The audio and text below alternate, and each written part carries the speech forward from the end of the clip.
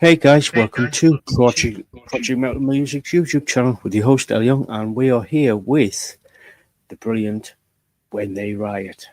Welcome, guys. How's it going? Yeah, not too bad yourselves.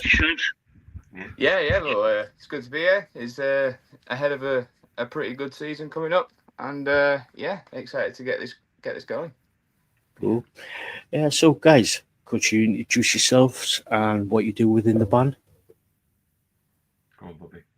Yeah, well, I'm Bobby. I play the bass, and that's about all I do really.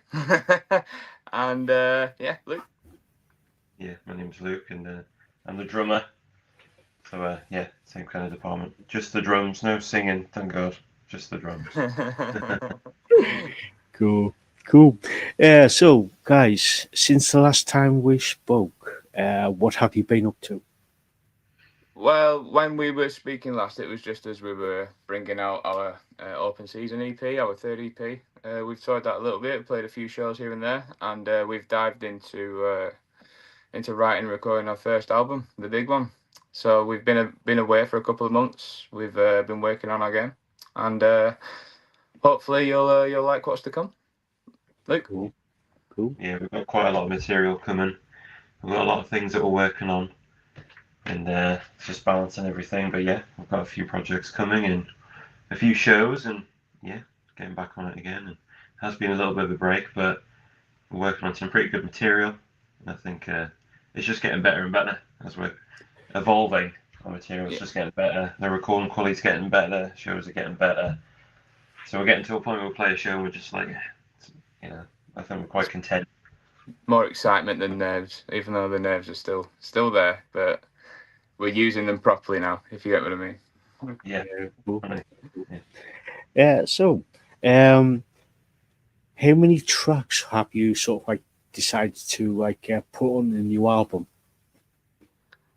So most of the releases that we've done have been like 4 to 6, 4 to 6. Sorry, not 46. And with this one, we wanted to go either 10, and if we had enough gems that we thought, now we can't leave this out, we'll probably push it to 12. But I think we're working with 10 right now, if I'm mistaken. Am I wrong, Luke? It's around that, I think. We're doing quite a few, but I think we'll just record them and then narrow it down. But as Yeah. you said, if there's any ones that we want to use, maybe in the future, bring it back. But yeah, it's hard to choose when when you put all the songs together and it's got to take out some and Basically, we're working with like 40 to 50 tracks, and we're just going through which ones we need to polish, which ones we need to finish, or which ones we think are ready and good enough to go. But it's been a long process, but we're coming towards the end of it now, and hopefully you'll hear some of it soon. Cool. We've got a question from my head moderator, all the way from Canada. She's Lisaboo. How she asks, how did you pick the band's name? I think the name it's funny because we can't really remember who came up with the name. I think it's just something that just you just sit and think of different names and just came In to a this day's when they preteen evening, yeah it everyone's just talking came this up out of one. nowhere and I thought that would Well, work. what we've kind of applied to it to mean is, so like with our music, we tend to lay on the more like heavier side of like hard rock and grunge and what have you. So we like to expose like emotion in the songs, whether it be like anger, sad, rage, whatever it may be, happiness, melancholy.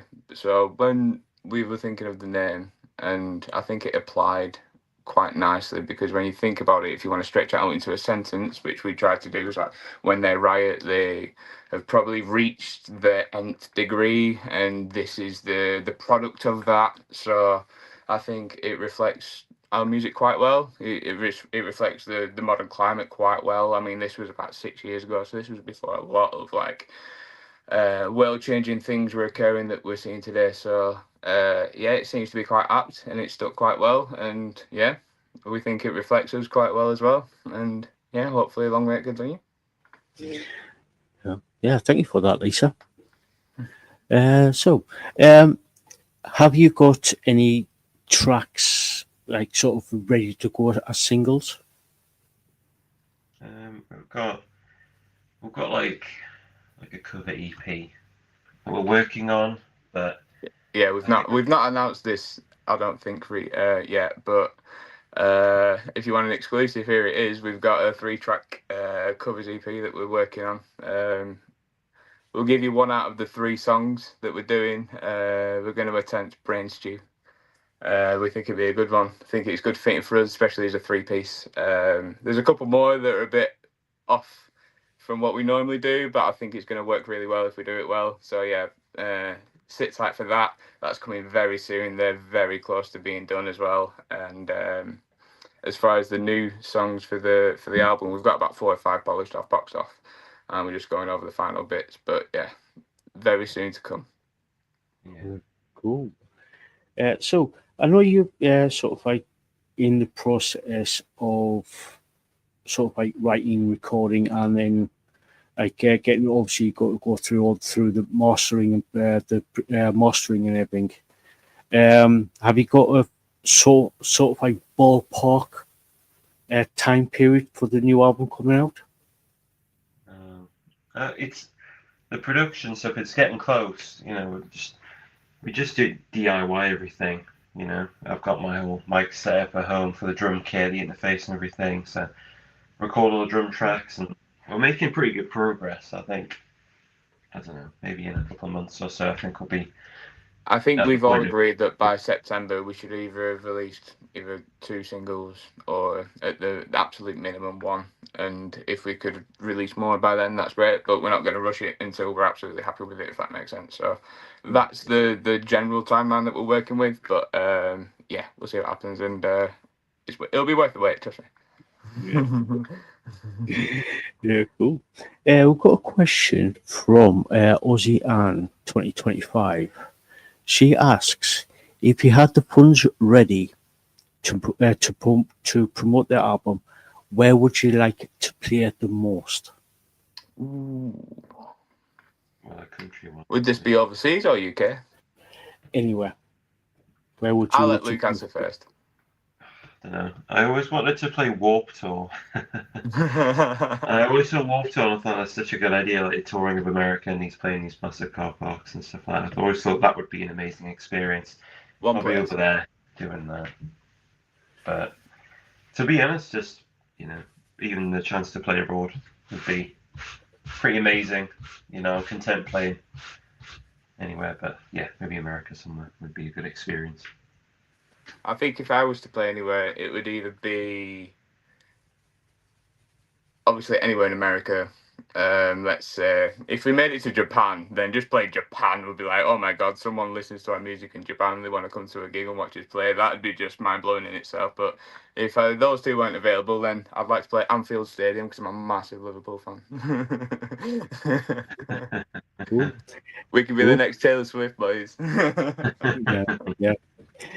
So if you had sort of like going on to like similar theme, if you had the funds and and obviously all the time and getting time off, and would you sort of like do a full blown tour of the US or down into Australia or up to into Canada? Absolutely, yeah. That would be the plan. It'd have to be obviously staged, and obviously things would have to be worked out timing wise with everything, because we wouldn't have done anything like that before. So, but I'd say definitely Australia, without a doubt. Definitely in the Anglosphere in America and Canada and such. People that can relate easily, and yeah, I'd say we'd work from there. But we'd have to go to. There's some places in the UK that we haven't even played yet, and we've played some places like 6 or 7 times. And it just depends who's feeling the heat, and yeah, what works for us. Yeah. Cool. We've got another question from Lisaboo. She asks, "Do you have a favorite song of your band's?" It's a difficult one. For me, it's probably Run. Run. That's a good song. It's a good song to be your favourite. Yeah, that's always It's fun like to play. picking your children. Yeah. What about Run's the best thing for you though? I don't know, it's just got that certain sort of kind of hop to it when we play it live, sort of explain. It's just Like ebbs and very, flows. Yeah, Yeah. it's a fun song to play. They're all fun to play, but I always, it's a memorable one for me. I'd say either Something to Live For, which is like the one that we generally open the set with, which kind of lets everybody know like we're here and we're playing a song kind of thing. If you listen to it to the first 5-10 seconds, you'll be like, oh, yep, a band's playing live now, let's go. Or I'd say Smile, because it's quite challenging for me to play, and I like songs like that, and it's got a lot of emotion and it's quite relevant, and I think everybody kind of shines in that song, especially when we play it live. So yeah, Smile or Something to Live For me. Cool. Thank you for that, Lisa. So, is there any sort of like merchandise coming out, or have you got any plans for doing any merch that's due out for the album release, or for Well, singles? well, obviously with every album we're hoping to get the pressing out there, because we've only really released digitally so far, so that would be a big milestone for us to achieve, which we've got plans to do. Obviously, a t-shirt bundle to go along with that when we've got like the thematics and the artwork finalized. At the minute we're usually just selling t-shirts only at shows, because we did do it online for a bit, but obviously if you come to a show, you get a T-shirt. That's how you know we've been to a show, kind of thing. And we've been doing the ones that we've self-printed for a while. So hopefully, at Santiago's in the next week or so, we'll see a lot of people there. See a lot of people with a few When They Riot T-shirts on, and obviously wait for the album release announcement to know where you can get your new merch from. Cool.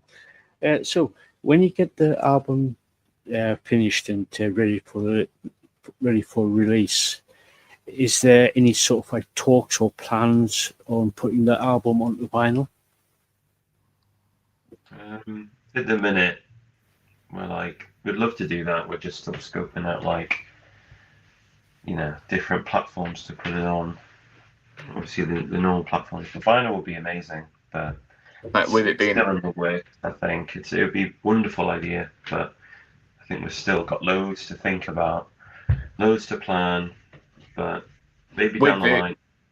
with it being the first album, obviously it'd be ideal to get the big one pressed, and Yeah, that is definitely the most favoured route at the minute.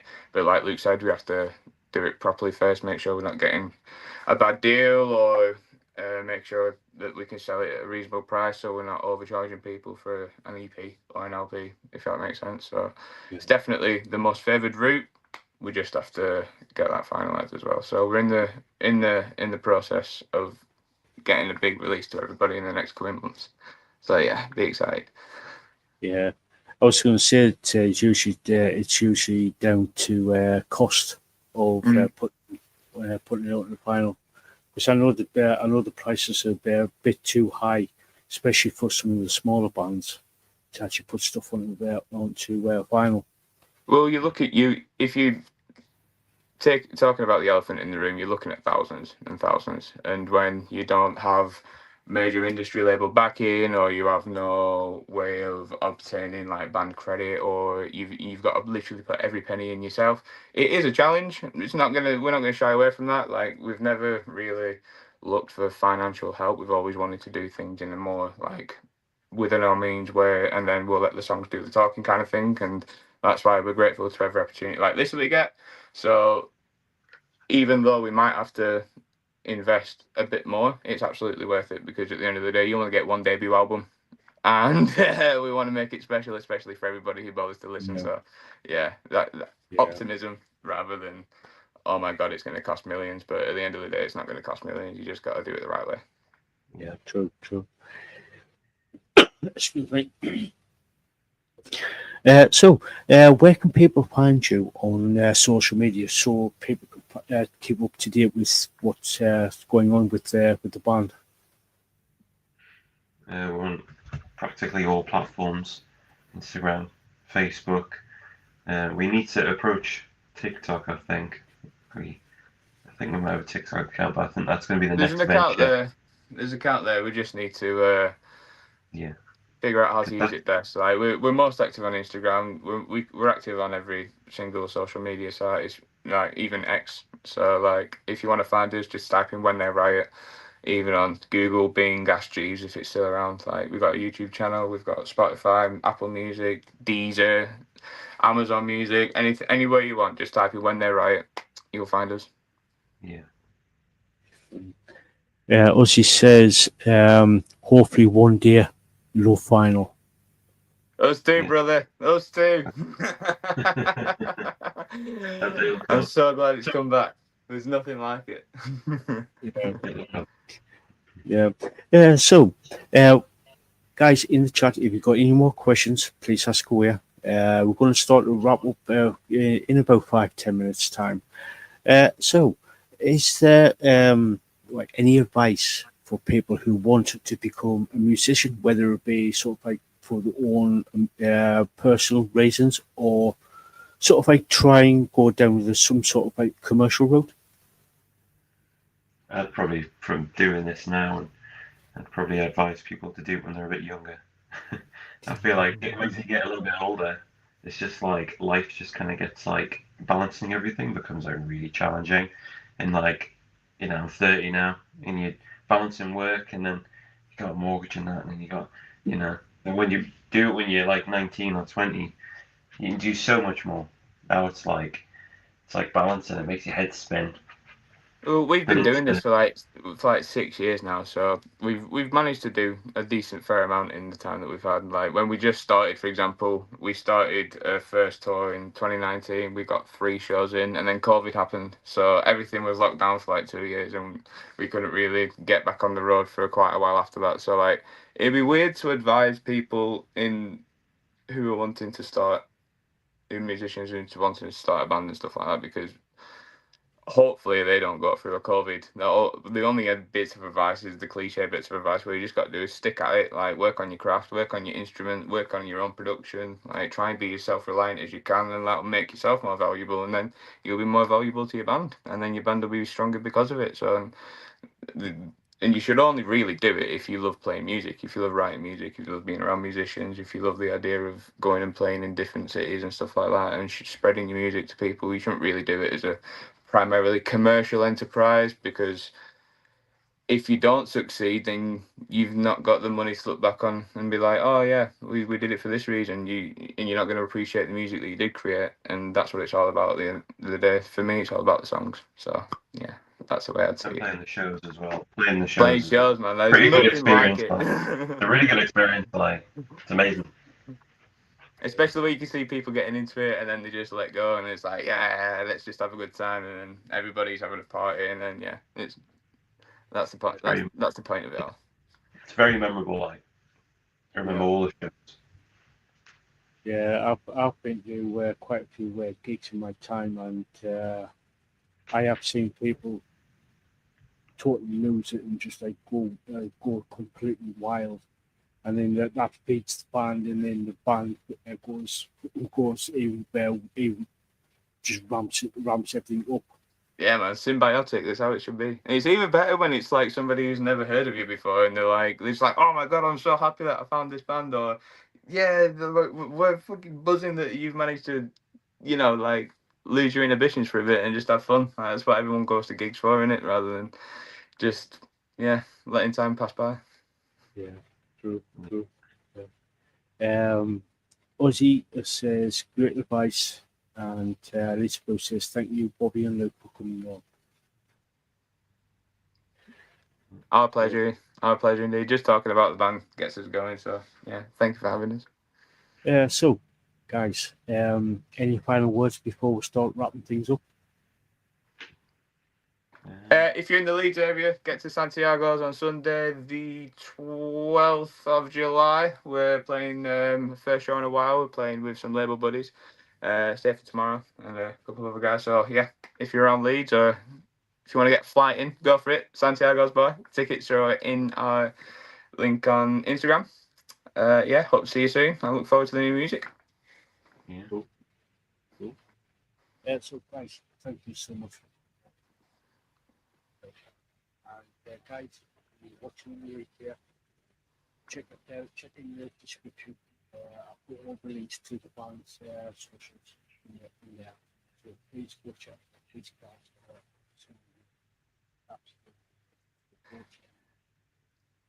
Some big things will happen.